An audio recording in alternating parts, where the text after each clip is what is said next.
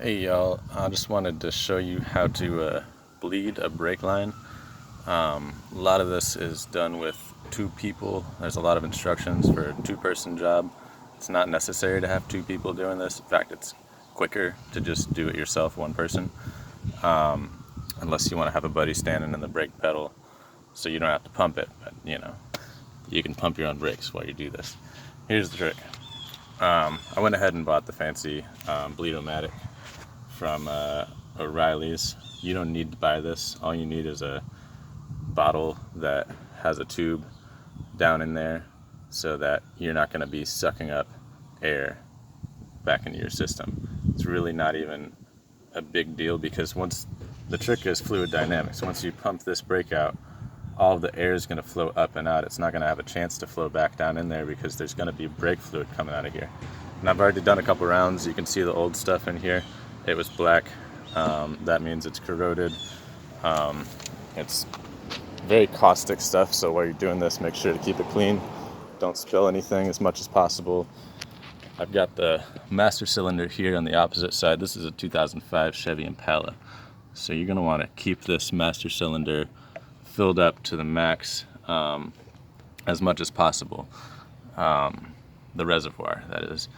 And the trick is not letting any air in the system. You're bleeding out old brake fluid and air from your system when you're doing a full flush, okay? So I'm gonna come back over here. You wanna start, and I just started this, you wanna start on the side that is opposite your master cylinder. So master cylinder, driver's side, front. Here's the passenger side rear. Make sure you get, this is a 10mm wrench, get the right size wrench. I got the fancy hooked one, you don't need any of that. They just sold it to me and I was dumb and bought it. Open it up, lefty loosey, righty tighty. Then once you got that line opened, it'll start coming out. Now you can see the stuff's pretty clear at this point. And it's been bled. Like I said, when it was coming out earlier, it was much darker. There's no air coming out of there at this point, so I did have a couple air bubbles earlier. See what I mean? You're not gonna get air in your line once it's flowing up and out, because air does not, unless if you're blowing into this thing, you might manage to blow some air into your line, but don't do that, I'm gonna come over to the brake, and you can see it's just flowing out of the pressure from that last brake that I did.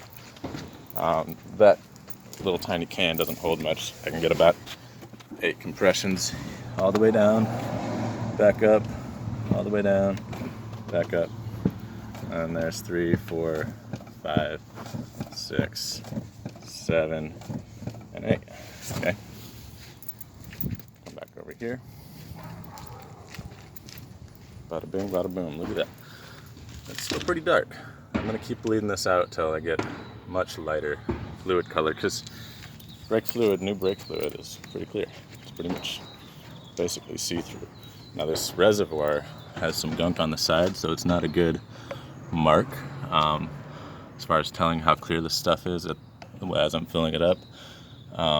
When you do put new fluid in, you want to make sure to put it in gently so that it's mixing with the old fluid the least amount possible. Look there, it's pretty clear, right?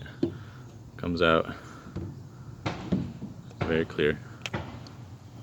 So I'm using a funnel. It's probably not necessary to use a funnel, but like I said, you don't want to spill this stuff all over your engine block because it's extremely corrosive. So I got it up there again. Takes about one of these 32-ounce containers to do a full flush. I use Prestone, use whatever brand you want. And you do that, finish out that line until you start getting clear fluid, and then you move to the next one. I'm going to go driver's side rear next, and then both the front tires, and then I'll have a fresh new fluid, no air, no water, and I should be alright after that. Take care, y'all.